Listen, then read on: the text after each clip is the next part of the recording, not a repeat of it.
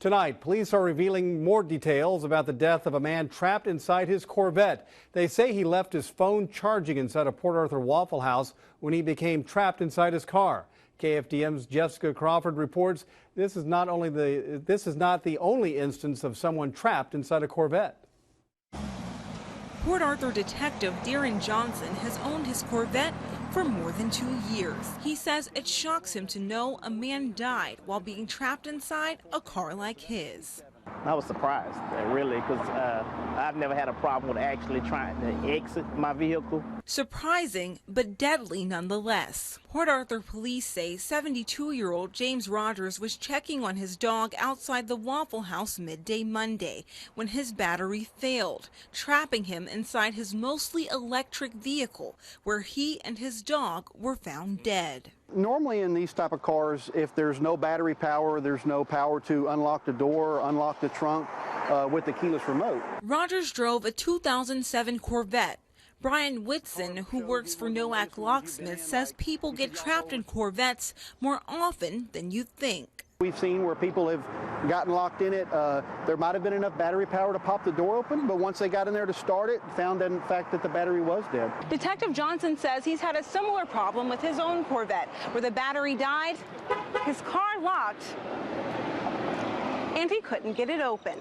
The very first time, I didn't know what to do because I hadn't had one of this model before, so I actually Googled it.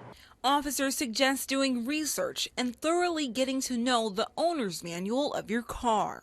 Basically, when they're seated in the driver's seat, there's just a little release cable right here that they pull up on, which is connected to a cable linkage here that actually unlocks the locking mechanism manually versus electronically. Police believe Rogers tried to get out of his car, even pulling out his owner's manual, but after a while, the heat got to be too much. With no air conditioning, probably 120 to 130 degrees, so you're sweating and like I say, you probably just not even, you can't think. In Port Arthur, Jessica Crawford, KFDM 6 News. Officers say Rogers may have also tried to escape through the rear of his car. Now, we posted this story to our KFDM News Facebook page, and a lot of you are talking tonight. It's reached more than 30,000 viewers with dozens of comments within the past hour. This viewer says, quote, "I have an emergency tool especially designed to break car windows. They're harder to break than people think. After reading this article, I went and put that thing in my car."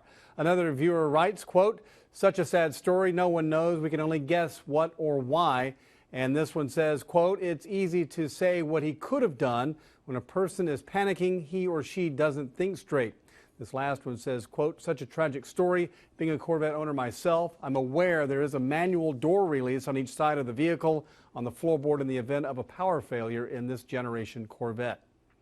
To view more comments or post one of your own, visit KFDM News Facebook page.